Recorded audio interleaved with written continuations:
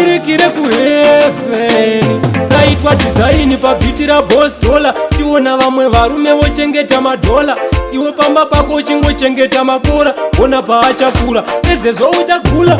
Zvigundo zvishanu ndasimudza topesana, nguva yangu yarasani yako dzapesana.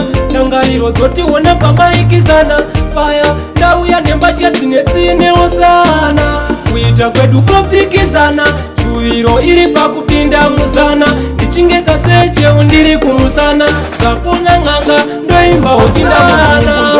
Uswa hwenyati haichakura nawo uri pamuromo, inofa yakaudzokora. Sati yakura yobva yadyiwa nemakora. Mharadzano yakazoonesa vamwe hora, saka shazvoenda kumusha kwenyuwo ndinyepera ndaikushusha. Asi varume vaiuya vachikukusha, semuchero rudo ndaramaira unopusha.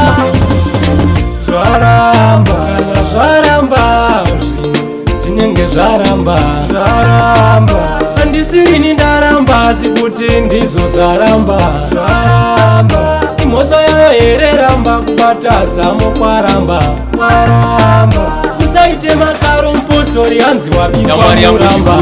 Uya tinamate, handidzokere Jupiter ukanyasina namate.